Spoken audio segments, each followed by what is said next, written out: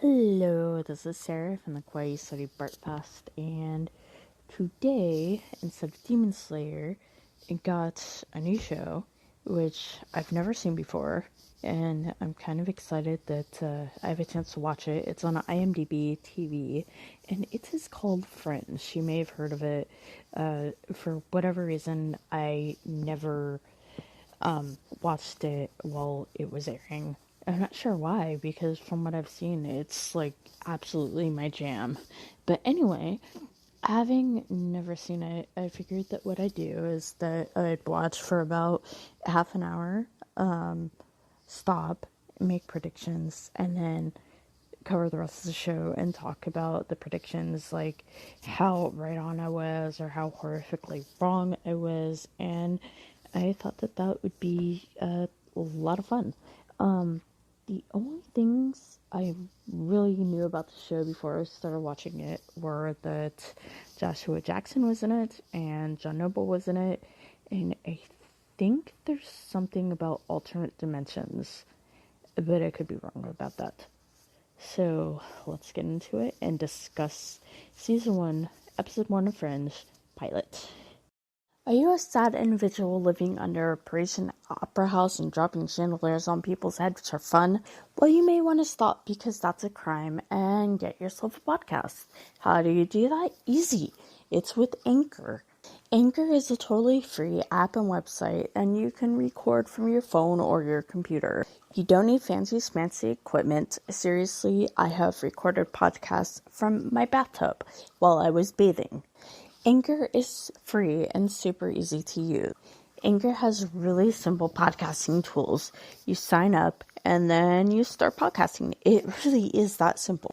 Within an hour of starting my podcast, I was already distributed on Spotify.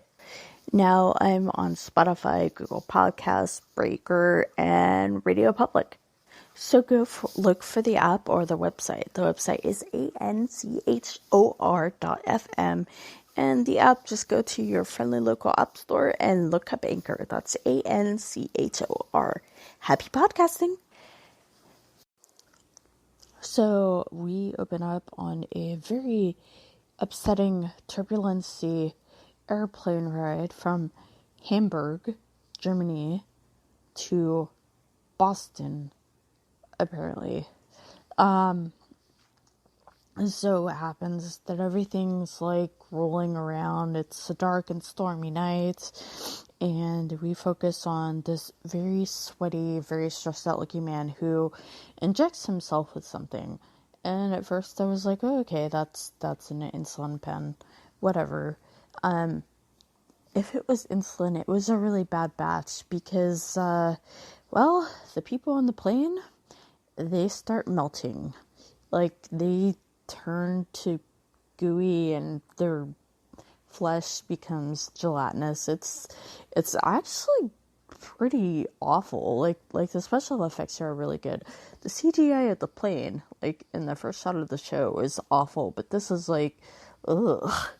It was really nasty looking.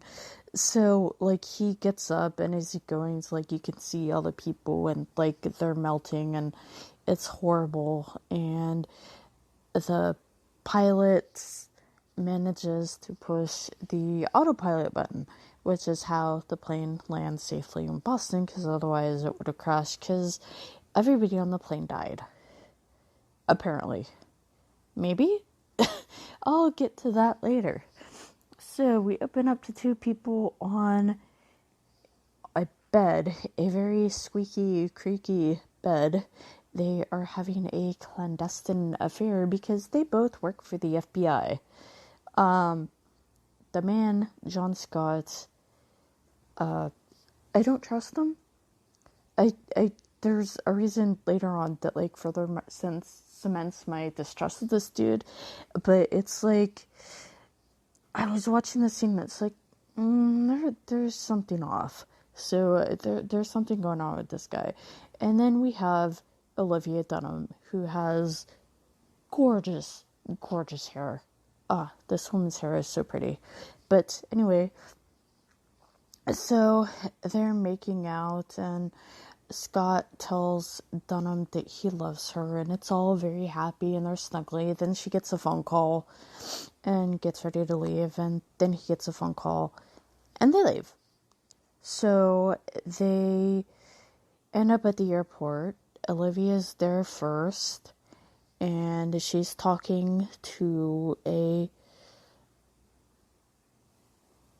man named Charlie Francis, I think, who was an Arrow. Like, it's funny, I didn't recognize him by his face, but I recognized him by the voice. He was Diaz, an Arrow. So that was interesting. He seems to be a good egg. We'll see what happens. But anyway, so John Scott ends up there. He's yelling at somebody on a phone. Not sure what that's about, but okay. So they get to the briefing, and basically there's like blood splatter everywhere. As far as anybody could tell, there are no signs of life. The CDC ordered them not to open up a plane unless they have like level 4 hazmat suits, which I'm pretty sure that's not how hazmat suits work. I think that hazmats are done by letter. I could be misremembering, but yeah, I think that that's how that works. And anywho, sorry, had to get a drinky poo. So then we meet a man named something Broyles. I forgot his name, which is okay because I do not like him at all. So Broyles basically sneers at Olivia and like mocks her and calls her honey, which is like, this dude is an FBI agent, really? That's so unprofessional. And see, I thought that he knew about the affair that she was having with John Scott, and like, okay, he thought that she was sleeping her way to the top, which, how would he know that John Scott wasn't sleeping his way to the top? I mean, come on. Because later on, she proves herself to be really intelligent. But anyway, so it turns out that the reason is so much worse than that. Apparently, his best friend was busted by Olivia for sexually assaulting 3 Marines. Yep. He's mad at her because she did her job properly and put a sex offender behind bars. Broyles, you're a horrible person, and we weren't even testing for that.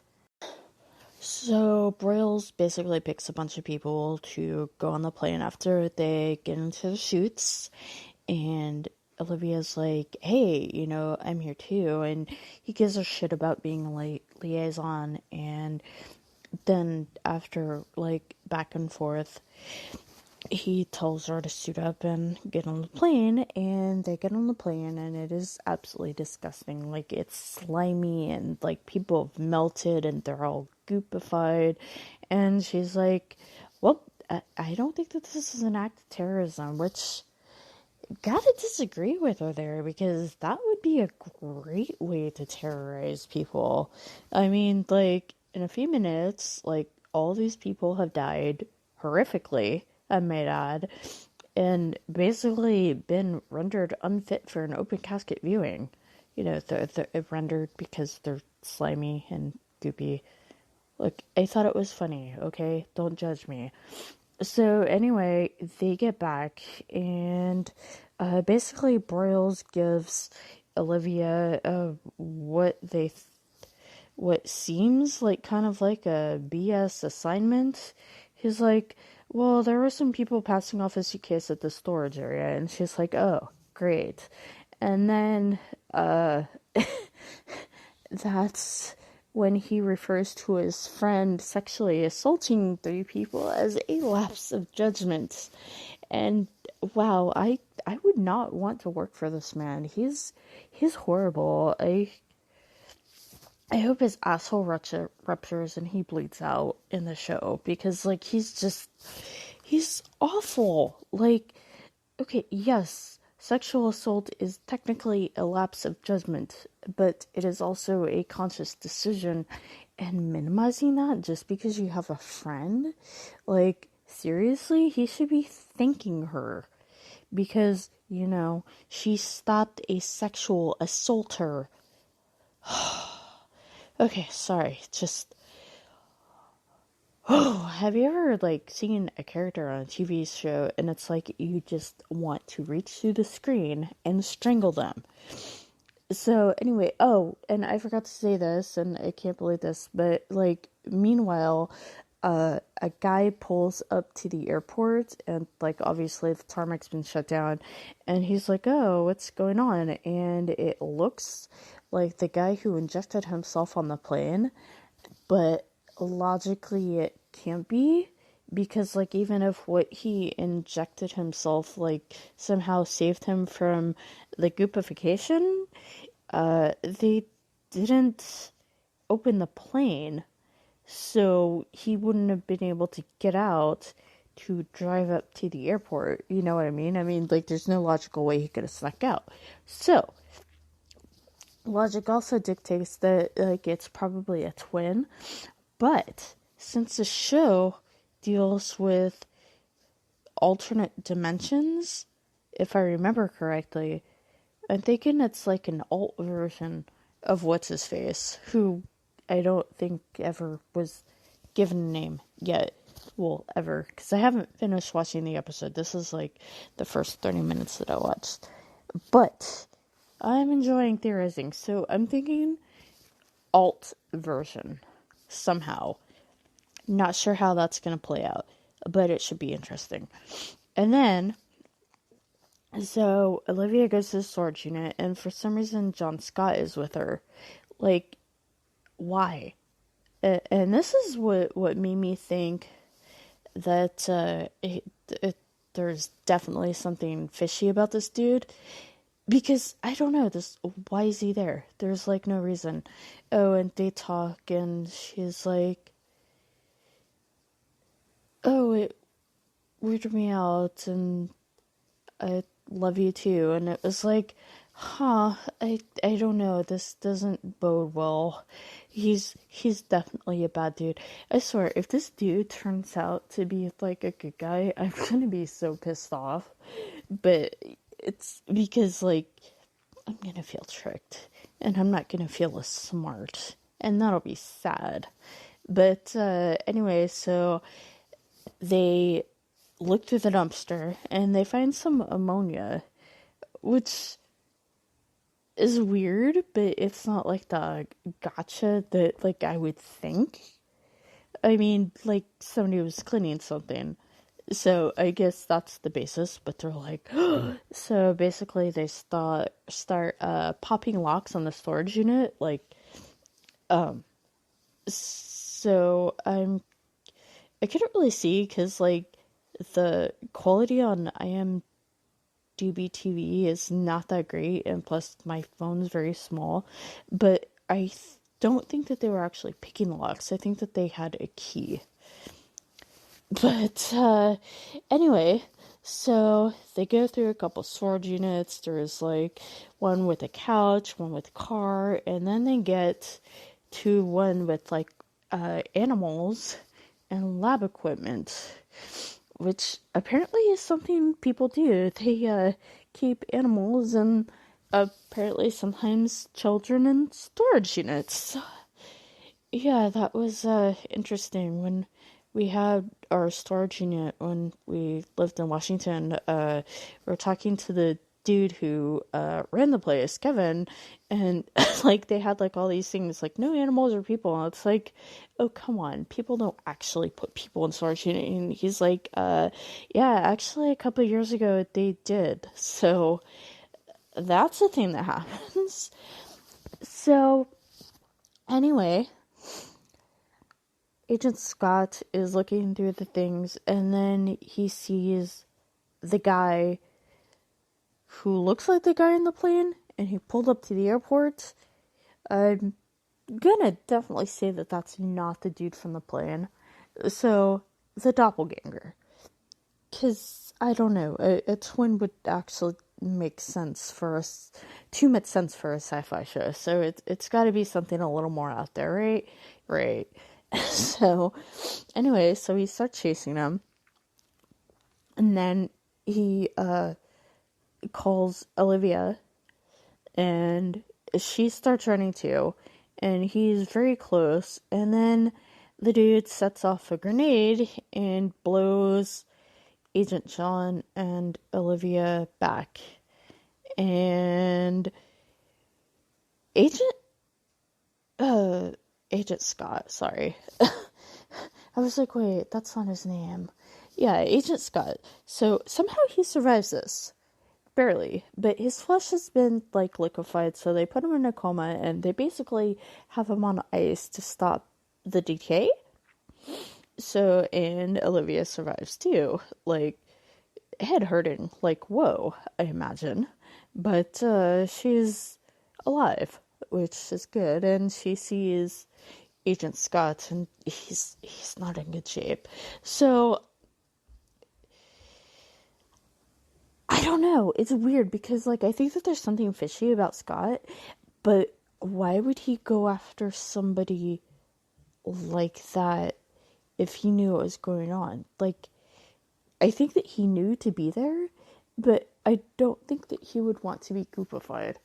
That would be a very strange decision. So, I don't know. I'm kind of, the guy's fishy as hell, but I don't know if, he intended to be at the storage space and basically get grenaded. You know, I don't know. It's weird. So, anyway, Olivia gets hauled to hospital, and she's been following leads looking for, like, skin hardening and weird decaying, and all of it comes back to one man, who is Walter Bishop, who is apparently a quote mad unquote scientist who has been in an institution for 17 years, and nobody can visit him except family. So Olivia goes to Broyles and is like, look, I think that this guy can help us. And he's like, okay, but only his family can. And she's like, well, he has a son. And he's like, okay, if you can find the son, I'll back your play. Which is like the only decent thing this guy has done, like, so far in watching the show. So she goes to Iraq, where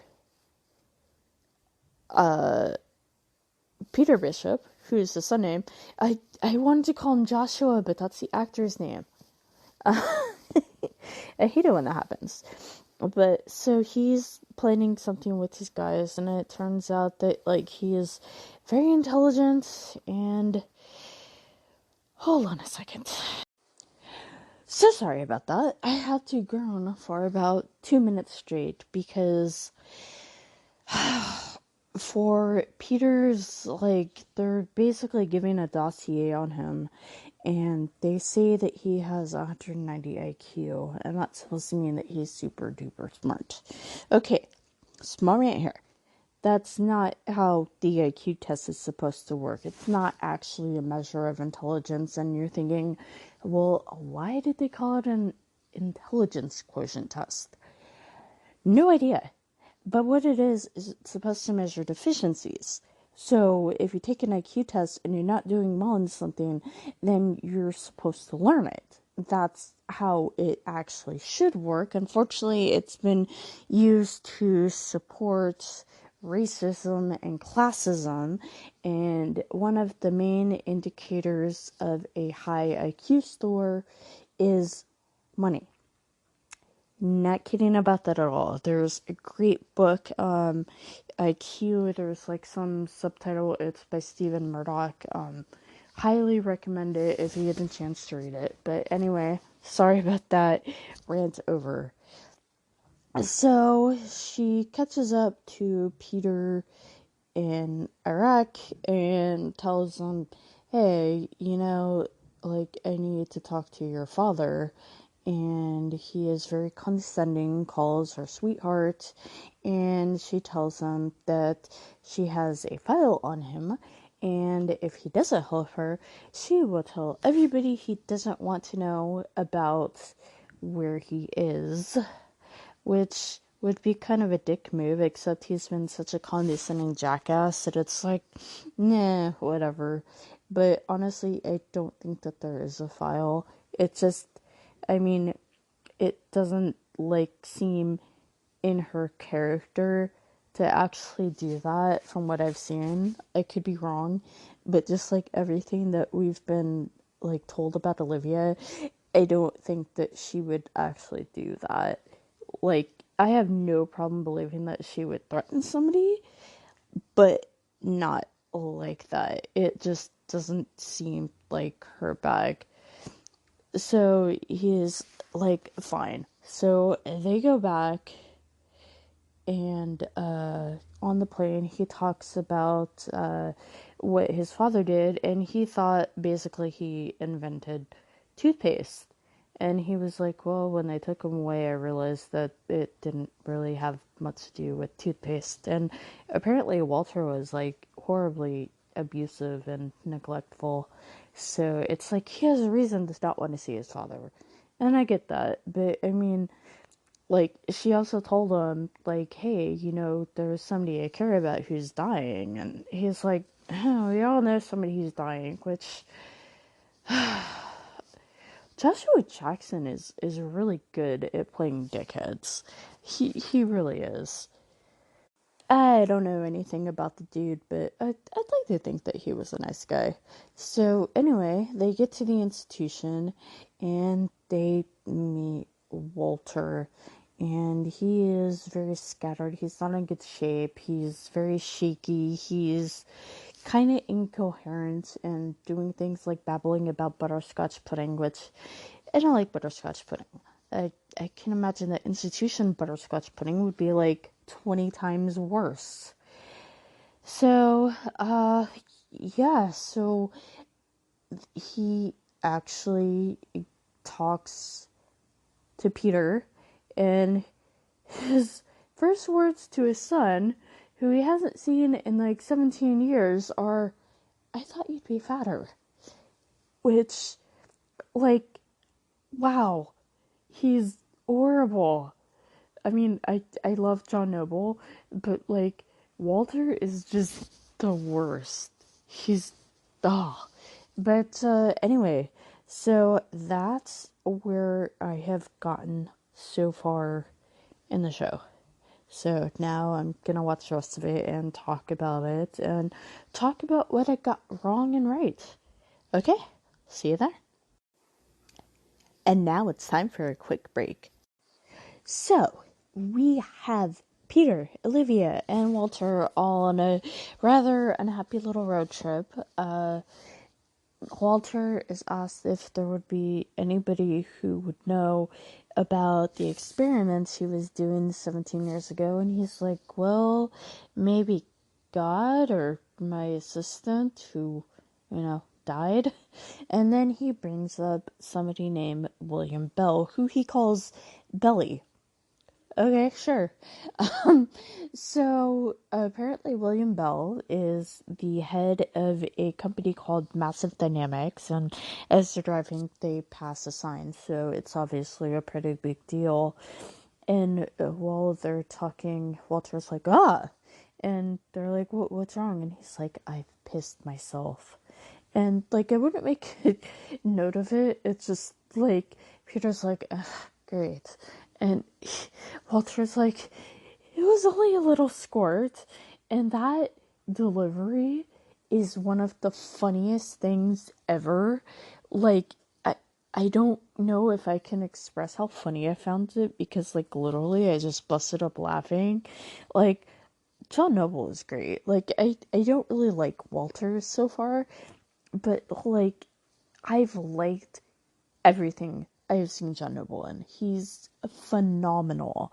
But anyway, so Olivia talks to Charlie at the hospital, and he asks, like, well, what about Walter? And he's like, well, he's crazy and he's really irritating, but I think he's the only hope we have.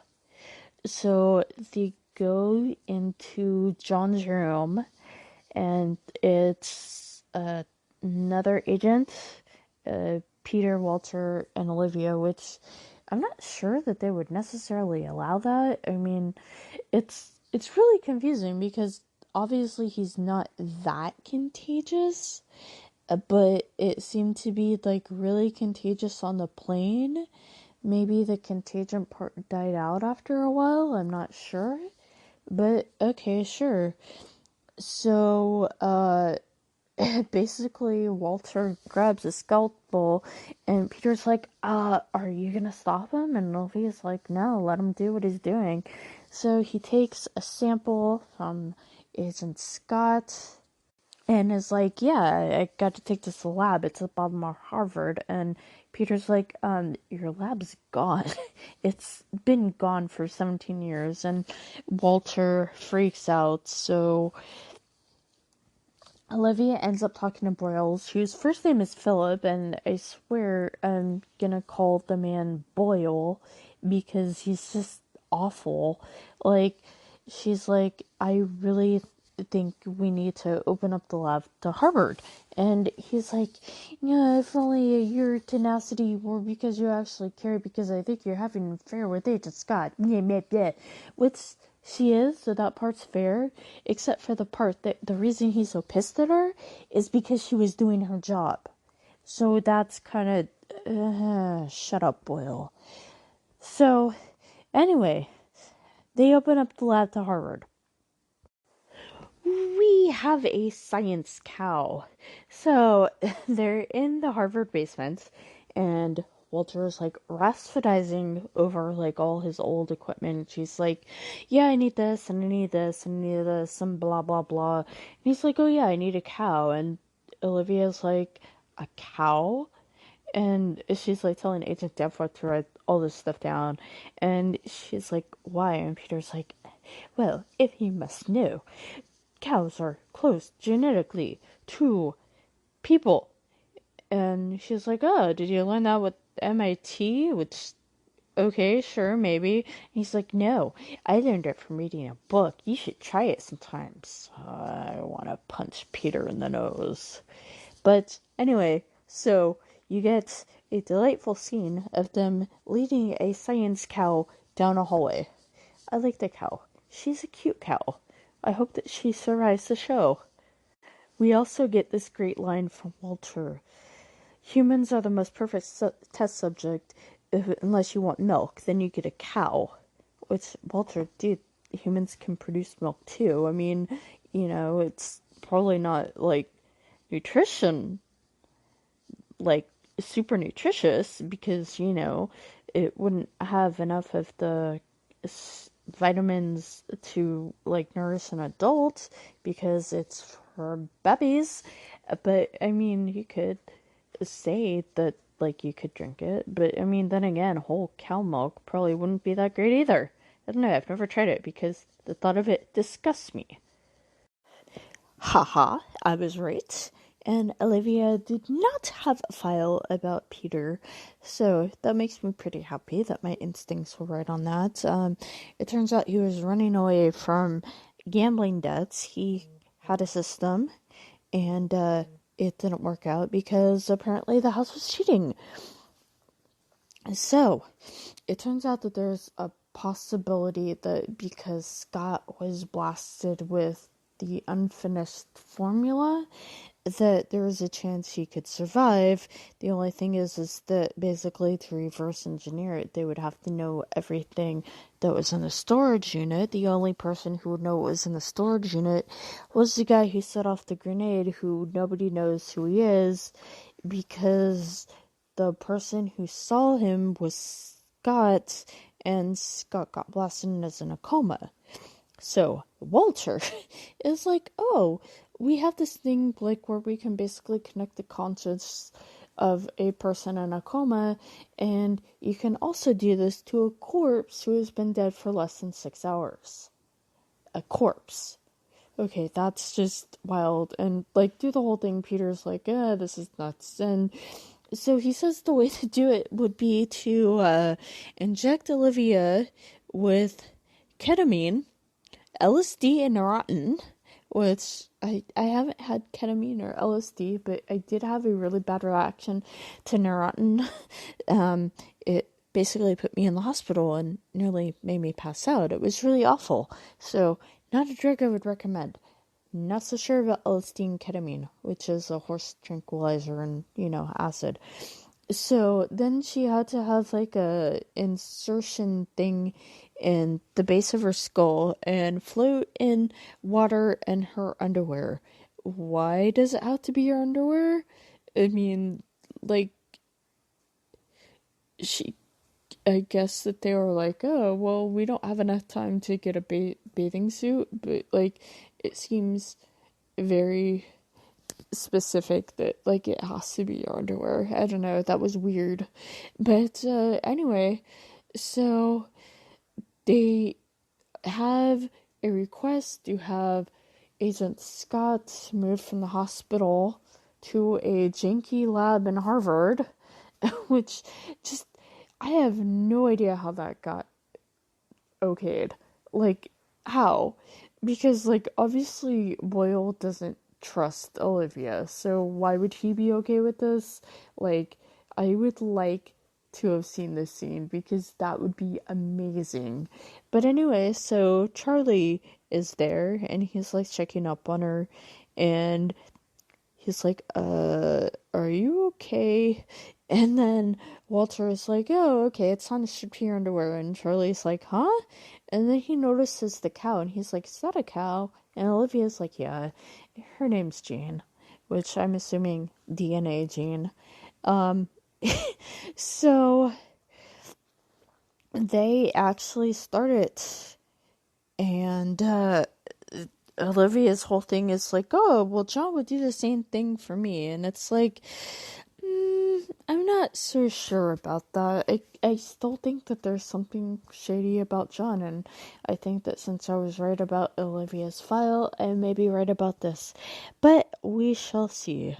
So she gets into the old rusty tank, shot up with drugs, half naked, with something inserted into the base of her skull. So, we'll see what happens.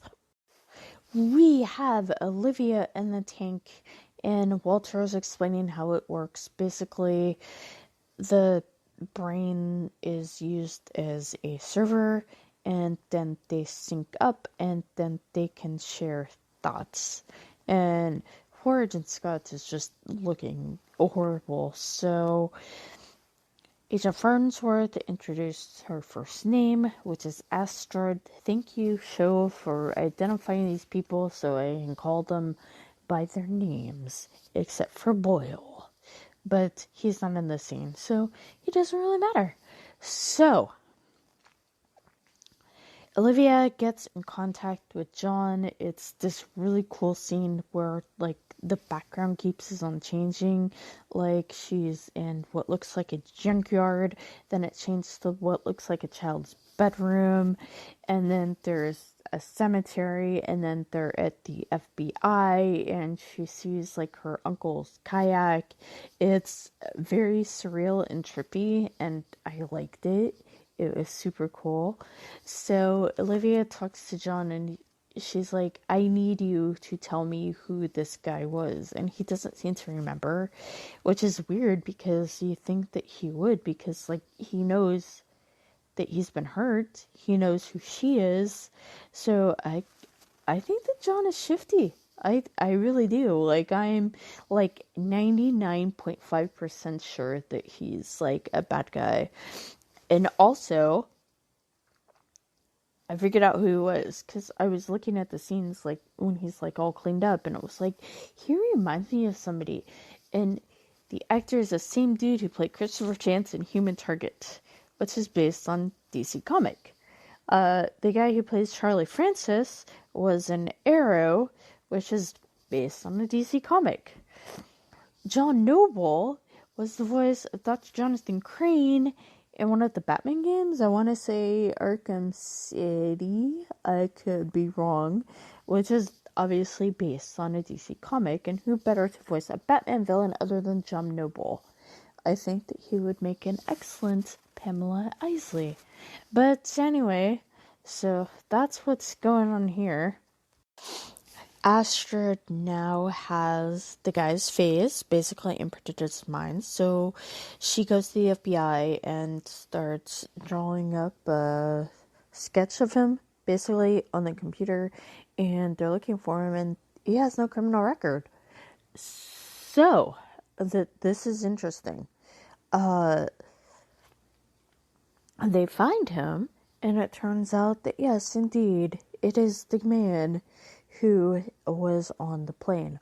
Or is it? Because, it turns out to be his twin brother. Okay, I was wrong about that one. Fine, I can admit it. Occam's razor got me again. But it turns out that it was the insulin pen that started it. So, yeah, he basically apparently sacrificed his own brother to make people melt on a plane? Okay, not sure what's going on there, but okay, so Olivia's trying to meet with William Bell, and he's not there, and his assistant there, and she is very protective. She's like, if you interrogate this, we will deal with legal issues if you try and drag Mr. Bell's name into the mud. And Olivia's like, and it turns out this woman years ago was feeling kind of run down. Like, she'd run a couple marathons and she was just feeling exhausted. So Belle was like, okay, you need to see a doctor. You need to get a scan. And it turned out she had cancer. And later on that week, she had her arm amputated, which means that Massive Dynamics must have some massive insurance. Because, wow. So anyway, apparently, or maybe not, because apparently all that equipment was Belle's. Like, he did the technology. And then she peels the skin off her arm to reveal a really cool looking prosthetic limb. Like, it's clear around the joints, and then it's metal. I'm not describing it very well, but like, if you see it, it's super cool looking. So Olivia's like, yeah, okay. And then she's like, so do you think Nina Sharp is the assistant's name? And she's like, so do you think Stieg is part of the pattern? And Olivia's like, I'm sorry, what? And Nina Sharp is like, ha ha ha, I thought you had clearance. And Olivia's like, well, I kind of do. And Nina's like, no, you don't. And, good luck what you do, and watch out for science. I mean, basically, that's what she says. It's very confusing.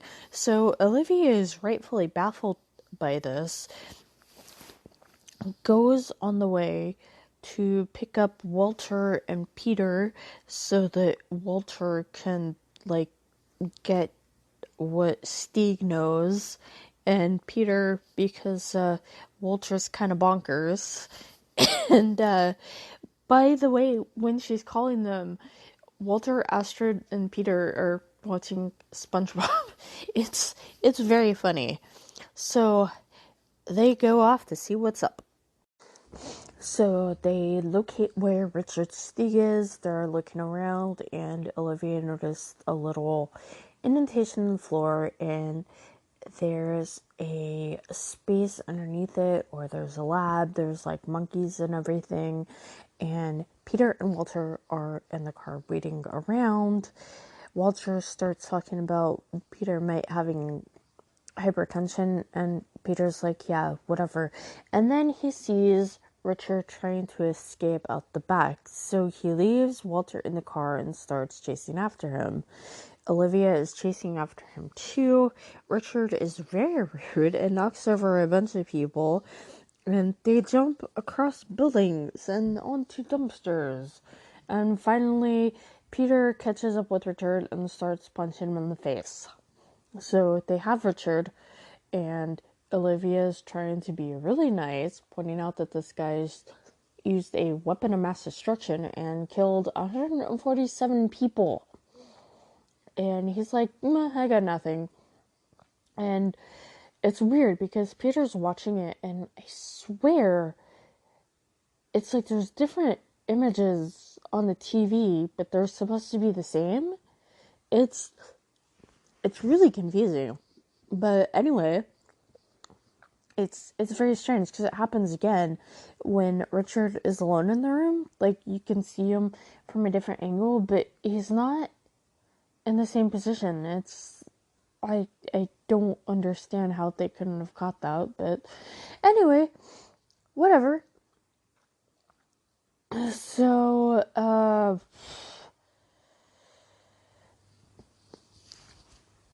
sorry about that. Mild coughing fits. Anyway, so Peter goes in there and threatens him, saying, hey, I could draw John's blood and inject you with it, or spread it on your toilet seat or whatever, and nobody would ever know.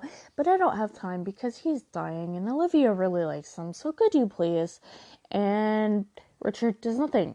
So Peter takes a coffee cup and smashes his hand in, as you do when somebody has committed 147 murders. Because he's not a cop, so it's like, they're not gonna arrest him for police brutality, right? So they get the ingredients, and they're talking, and they're like, we can't do this because the reaction will kill him. And Olivia's like, well, we have extra blood. I mean, we keep it on supply in case we get hurt, which I wonder if that's actually true. That's fascinating. If anybody is in the FBI or knows somebody in the FBI, do they actually keep supplies with their blood on hand? Because that's pretty nifty.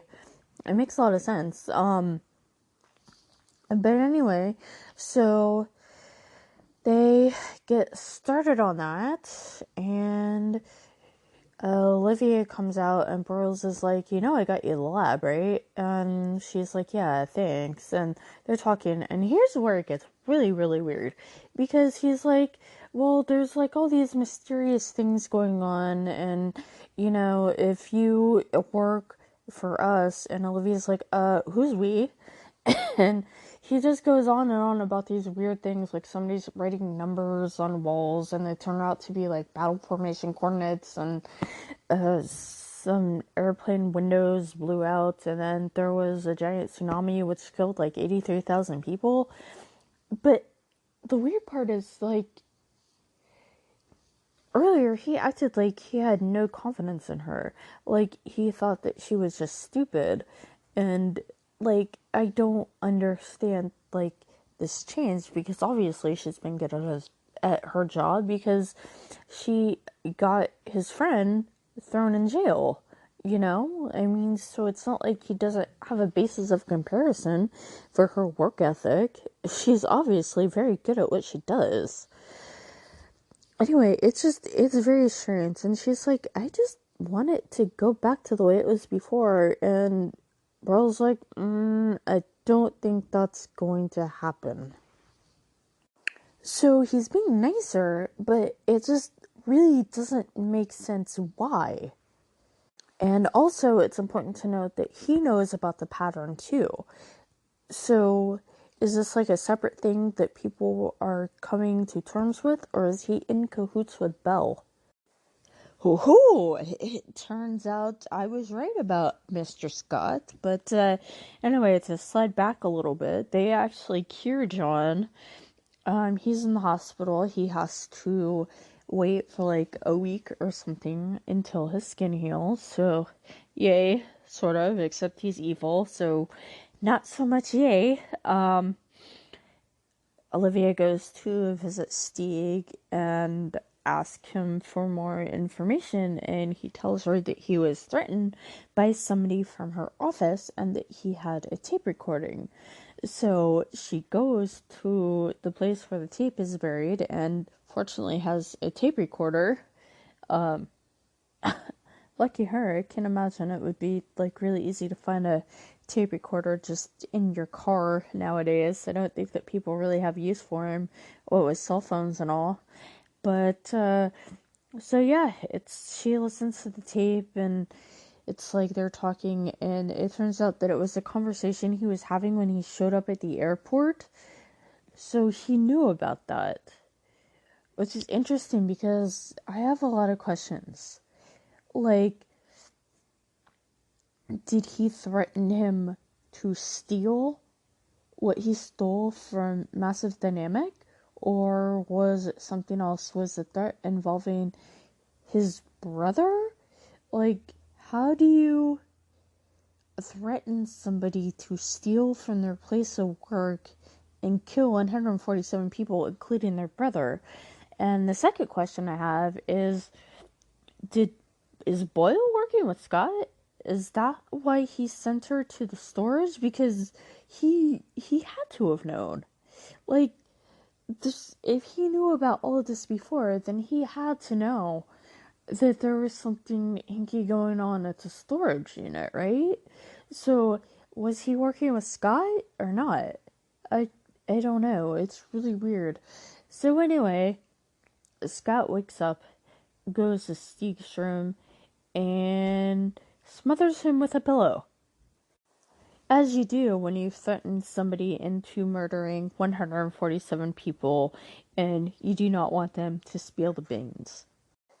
Olivia rushes back to the hospital trying to get Stieg and Scott checked on, only Stieg's dead, and by the time she gets to the hospital, Scott is away in an SUV, so she gives chase, and they go down the roads. It's a very intense car chase, very hard to keep track of. It kind of made me dizzy, but yeah, so then he tries to run her off the road, and it's like, dude, this poor woman has been spending, like, days trying to save you, and you try and run her off the road?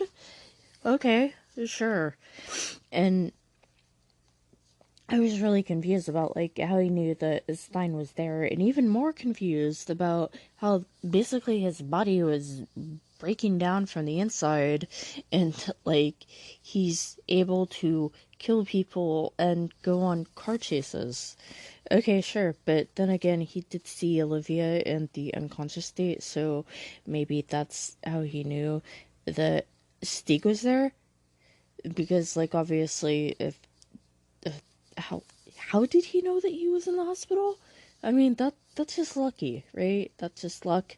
Anyway, so he ends up hitting a barrier, car flips, he tries to get out, he's hurt very badly, dying, and Olivia's like, I have to know more. So poor Olivia's like, I have to know more, tell me more. And he manages to kirk out, why do you think Broyle sent you to the storage unit? And it's like, obvious by this time that Boyle knew what was going on, you know? But what I want to know is that, was he working with Scott? Was he working against Scott? Because if he was working with Scott, I don't think that Boyle would want Scott conscious. You know what I mean? So anyway, he dies.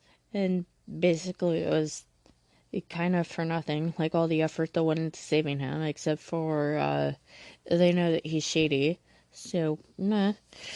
So, Olivia has a talk with Charlie, and Charlie's like, well, what's the point of we're even doing, like, if corporations have higher clearance than we do, which, I mean, is valid, something to be upset about. And Olivia's like, yeah, I had to go back to the lab. So she goes back to the lab and tells Peter that, like, she understands that he wants to get away, but she needs Walter, so he needs to stay. Peter is pretty much the opposite of thrilled about this. So Olivia is trying to convince Peter to stay. Like, she really, really needs him. And Peter's like, well, I talked to my dad, and he's, like, shockingly lucid, and he told me what happened and gave me the full details on the plane, and I honestly just kind of want to leave Boston. And then, for some reason, he decides to stay, because I guess otherwise there wouldn't really be a show. logically, he should leave. That would be the intelligent thing to do. But, anyway, so we get to a building somewhere, white, lots of pipes, and there's a man wheeling a body on a gurney, and it turns out that it's Agent Scott. And Nina Sharp, uncovers the body, and she's like, well, how long has he been dead? And the guy's like, 5 hours. And she's like, question him. And so the corpse is rolled through a door, and there's a pin pad thing with a picture of a leaf on it, and we don't even get to see a corpse being questioned because the show ends. Look, ever since they brought up the idea of corpse questioning, I want a corpse questioning, and if there isn't a corpse being questioned on the show, I will be very, very upset. Alright, and that's it. That's the end of the pilot. Hope you enjoyed it as much as I did. Bye! Just wanted to let you know that this is a possibility for a new show on the podcast. Well, new, old show that ended 7 years ago. But anyway, if you like it, please watch and spread the link, because if this gets 10 listens, I'll continue. Thanks. Bye.